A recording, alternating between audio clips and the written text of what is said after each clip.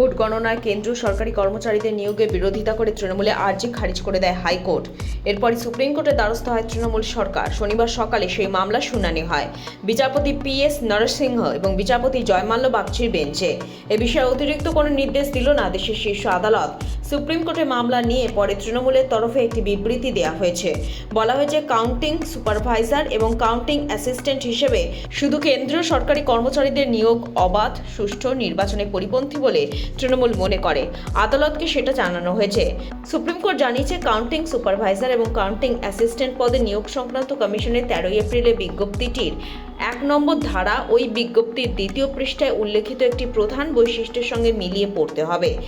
সেখানে রাজ্য সরকার এবং কেন্দ্র সরকারি কর্মচারীদের নির্বাচনের বিধান রয়েছে।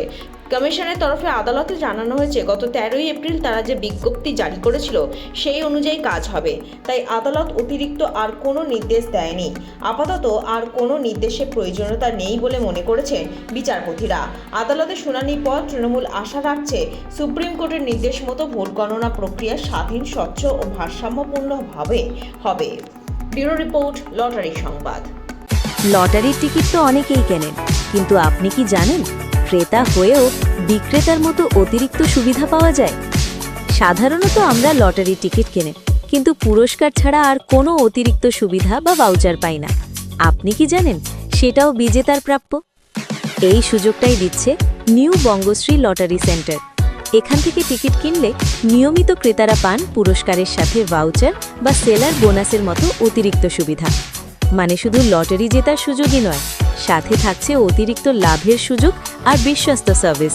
শুধু তাই নয়, পাইকারি সুবিধাটি শুরু হচ্ছে মাত্র 20 পিস লেনদেনের সাথে।